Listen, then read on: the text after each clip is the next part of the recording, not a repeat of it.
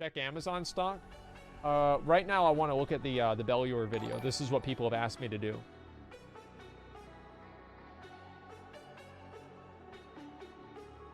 One of these days, I'm going to learn how to spell his name. That day isn't today. Wait. This isn't even it.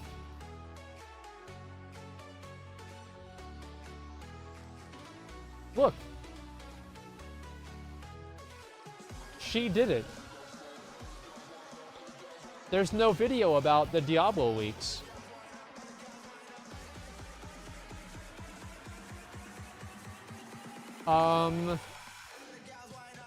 Watch a new video from the quartering. I watched it before. He talks about it halfway through. Brutal 8.1. Oh, Diablo money leak. Okay, okay, no, this is, no, you, actually not a debate. Actually not a debate, okay. Let's see, where are we at here? He'll probably have visuals that accompany it because he's a real YouTuber. Okay, here we go, Diablo Immortal. All right, this should be it here. Let me go ahead and pause this, make sure that I'm all caught up with all these, then we'll watch the video. What the fuck is this? Did you shower and shave? Yes, I did shave. I shaved too because my, people yesterday accused me of lying about being sick. Let me tell you a fucking fact. There is no way that I would have shaved if I didn't have the intention of streaming. Okay? That's how you know that I wasn't fucking lying. I would not have done that if I didn't plan on streaming. Or stream. Okay. A little loud. Turn down. Oh, this is the Dark Shore area. Okay. And finally, Diablo Immortal. Diablo. Yeah, we've got a bit of a weird leak. So NetEase posted an image and then very quickly deleted it, but that of course did not stop Reddit from getting it. And the contents of this image don't look that good. It's a meeting between Blizzard and NetEase that's covering microtransactions. Now, the man giving the talk is Li Yang, who is the NetEase side producer of Diablo Immortal. The title of the slide is Gear Enhancement, and it's explaining a system that's basically the same as in other NetEase ARPGs. So in these games, upgrading gear is a really important part of progression, but doing so requires materials, and whenever you try to do it, there's a success chance, such that upgrading gear is a roll of the dice that costs resources. Now, you can purchase items to increase that upgrade success chance for real money. So in short, honestly, it's one of the worst ways to monetize a game from a consumer's perspective. Consumer? Who cares about those? Social status is tied to gear, so players who want a good guild and a good group to compete, they're going to feel pressure to invest more. Now, this is a wildly profitable model as shown in the other NetEase ARPGs. Of course, though, it could not look worse for Blizzard, especially because this happened only a week after they were quoted in interviews as saying they haven't talked about monetization because they were focusing on making the game look fun. And yeah, it's kind of rough. Now, look, this kind of makes sense. Monetization is at the core of the design of these games. These games are centrally designed around the monetization mechanic. Now, there are times that can be done respectfully. Maybe a game that's all about... I like how BELLULAR referred to monetization as a mechanic. Right? Like raiding, dungeons, PvP, monetization. It's a core mechanic of the game. That's just beautiful. It's so effortless. He just puts it out there like a matter of fact. Like, oh yeah, monetization, the feature, the system. Optional, cosmetics, but power progression is untouched, and it's a free game, so it's okay. But in a gear where it is about power progression, it's a big no-no. Now, the charitable impression is that this is the business model for the Chinese market. That would kind of make sense. Let's be real. This game is almost entirely made for the world's largest single market. They just want to make money from China, and this game probably does not have to do well in the EU or US to be a success. I actually wouldn't be surprised if it launched in Western regions with a separate business model, but if it does launch with this one, they're going to get roasted. Most of all, I kind of feel bad for the D4 devs because, like, first of all, development for that game seems to have been troubled, but they've then just had this random co-production appear and completely tank the public perception of the IP they've been pouring like 4 years of their lives into, which is just rough. And then, I mean, obviously, if you're like for a fan of Diablo, none of this is great news. Now, of course, I do need to say this is one slide from one presentation. The next slide could have been proposing a different system. This also isn't super official, but I mean, the people are pictured in it, so they obviously were there. But overall, though, it is just a bad look for Blizzard. And this continuing Diablo Immortal thing is just real rough, especially when you then hear, you know, Alan Adams say that their top talent is working in mobile games for all IPs. Which is really rough, because if I'm then thinking, like, say, I'm a StarCraft 2 fan, right? It's like my first Blizzard love in terms of games. You know, it would be kind of sad if maybe the person who could have been leading a new StarCraft title is instead working on a mobile game. Now, look, I understand it entirely from the business sense. And, you know, I'm not against profit or, you know, companies doing all that stuff, obviously. But... I will admit, it doesn't feel right, especially for a company like Blizzard, who, more than most companies, like, their name has carried real weight in the minds of people. It's why BlizzCon is, like, such a phenomenon. But think about if that starts to change, then convention just for a company. It really is quite rough. And I suppose the thing about they don't have Activision talent, you know, it's right. So let's just say you're doing a startup. The most important thing you can do is hire good people, because company culture, like, culture comes from your first few hires and then it expands out, and getting good people to establish a team, that sets the tone for a whole project. True. Now, with Blizzard's top talent, so the people who be leading teams and leading sub teams within those teams, if they're all going on to mobile projects, it, you know, it does run the risk of there being a brain drain on other titles, right? The ones that maybe the core audience would care about a little bit more. A little bit of a bummer with Diablo Immortal and some of the background talk about Blizzard right now.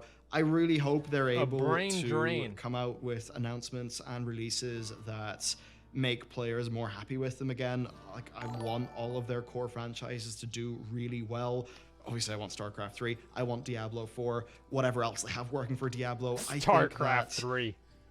They're at a bit of a crossroads right now in their public perception, and I think once they lose it, it's going to be extremely hard to get it back. But there you go. That is it for the news. That's definitely actually a really an interesting good point. Week with all that Blizz and meta talk. That's a very big point. As for the narrative, yep, it just... I mean, to be honest, I just want to hear what you've got to say in the narrative. I'm super keen to just sort of they're going to make Heroes of the Storm too. Things, how everybody feels about it, because it definitely is a little bit odd, especially for the Horde players. Now, if you're an Alliance player, then yeah, I mean, you've got a pretty simple faction who is at this stage transparently the good guy. So I guess there's a lot the less Alliance are the good guys. guys. Of course, the Horde it's always possible that this narrative choice that I'm really excited what else is about, new? like when Alex was talking about that narrative choice with Sarfang versus Sylvanas, and there being like proper results and implications for players depending on their choice, that I was really excited when he was talking about that. So don't take me wrong. There is hope for some really cool stuff happening that, unlike some of the criticisms that I have now, could actually be leveraging the fact that it's an MMO to tell a good story by having players within the Horde choose different sides. That could be awesome. But anyway, let me know what you think. Thank you very much for watching this video, and I'll see you next time. Wow. So, if they announce Diablo 4 right now, everyone would love Blizzard and forget all about this Immortal shit. They would, but it would always be... I don't know if that's really true. I think that if they announced Diablo 4, like let's say right now, Blizzard turned on their stream, I leached it on my stream, we watched it, they announced Diablo 4, we would be like, yeah, we made them do that. Haha. Gamers rise up, boys. Woo! You know, that's what it would be. So if Blizzard did something like that, they put themselves in a lose-lose situation now, to where anything that they do, people are going to think that it's the community that made them do that, and it's not actually Blizzard doing it themselves, which implies that Blizzard doesn't care about the products themselves, and they're just doing it to stop people from complaining. So it's actually a really bad decision one way or another. I don't know what to do, right? I don't know what they should do, but it's kind of sad. But we made them, yeah. But the point is that making changes and doing things based off of outrage is usually just putting out fires. And what Blizzard should focus on doing is making sure that they don't start in the first place. Let me look at this clip here, at the picture right here. This is the upgrade system, and I want to actually dig a little bit deeper on this and see what this specifically is. Okay, new cam looks great. say it's far worse. Yeah, Rethme, I know that, man. Please stop spamming the blocks of text to get attention. I really should, like, mods, if you see somebody like spamming blocks of text of the same question over and over to get it answered, please just time them out. It doesn't matter what it is. I don't want to fucking see it, because then everybody will do it. Because then if one person is spamming blocks of text to get attention, then everybody has to do that. It's like using, you know what it is?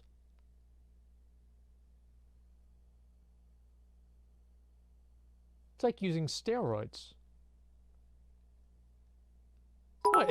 It's like using steroids. You think about it, right? And the argument against performance-enhancing drugs is that it makes everybody have to use them, or at least I think that's the strongest argument in my mind. And if one person is doing using the steroids, then everybody else has to do it too in order to compete on the same level. So if one person is spamming, then everybody else has to do it to compete on the same level.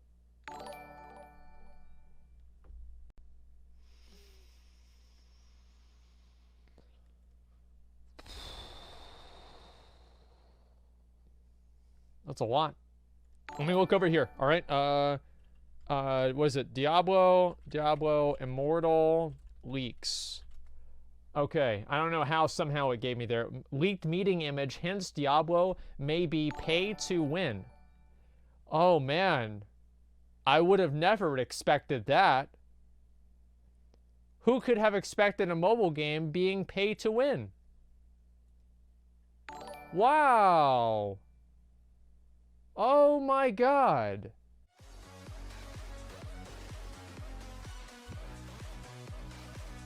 What the fuck is this? Okay, just a second. Let me take a look here. One of the best indicators of how much fans hate the idea of a mobile Diablo game is the dislike ratio on the cinematic trailer on YouTube. It's currently standing at 25,000 likes and 658,000 dislikes, which translates into a staggering 96-to-1 ratio. That's a lot. Okay, where's the other one? Blizzard and NetEase have unwillingly provided another justification for the fan outrage, as the latter posted a picture from one of their meetings discussing microtransactions. Well, of course, why do you think they're making the game? I don't think it's to make an authentic Diablo experience, even though that's what they sat in a fucking meeting and told everybody to say every single time that they brought up the game. It was so obvious and robotic and fucking, like, soulless that it was embarrassing. But that's okay. Let's just go ahead. We'll put that off. And it doesn't matter, yeah. I mean, because you know this is what they did, right? You had all these PR guys sit down, the Blizzard boys, and they said, okay, here's what we're going to say. We're going to call it Authentic Diablo Experience. And some Blizzard guys are, oh, real Diablo Experience. Oh, no, no, no. An Authentic Diablo Experience. And they have to say that exact fucking thing. And it sounds so robotic, so pre-planned, so fucking corporate that it's disgusting. It really is. Maybe I'm a dick, but that's the way that pre-planned, yeah, whatever you want to call it. Yeah, NPCs. You talk to him, it's like the guy. And he's like, what do they even say in Stormwind? I don't even fucking know. Doesn't matter. Let me read here. All right, this is the picture, okay? Let's take a look at it. Okay, so this says, let me go ahead and open it up, view image. So let's go ahead and zoom all the way in here, and I'll show you guys what this says. So this says microtransactions. How to fuck the player base. Step 1 of 50. We will sell gear on the store and then make people pay to upgrade it.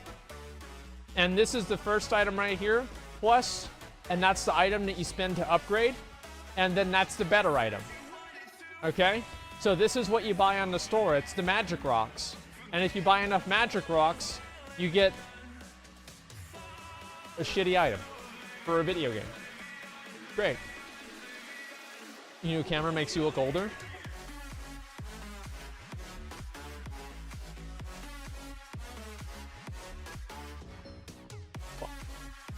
Just a second, let me read this. Li Jiang is the one holding the picture. According to the translation found in the Reddit post, Blizzard and NetEase are discussing some sort of pay-to-win model for Diablo Immortal. Well, maybe emptying bank accounts into a mobile game will also bring families closer together. Well, that's right, because they'll all have to live in the garbage dump together. In this particular pace kid win, players will be able to upgrade their items in order to get better stats. The issue here is that an upgrade process can fail, and all the resources players commit to it are lost if it does. Enter microtransactions. Companies behind such pay-to-win games often offer items that reduce the chance of failure through the items bought through the in-game cash shop with real-life currency. It's just paying for stronger gear with an extra step.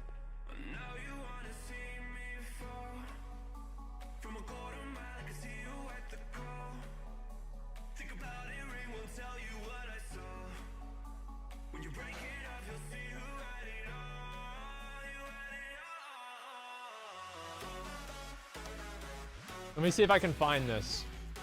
Where's the leak here? Ooh, wait, no, the PTR for Diablo 3 is out. What's changed?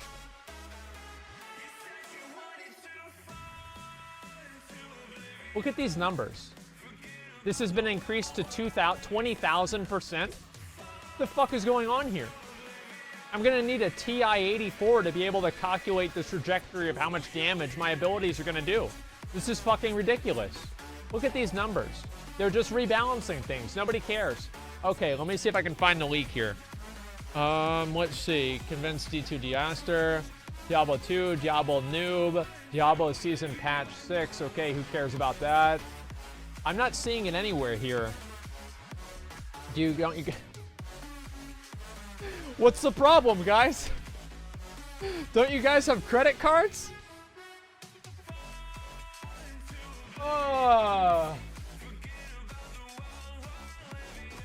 Oh no. Jesus Christ, what a fucking disaster. Just a second, let me look at the rest of these.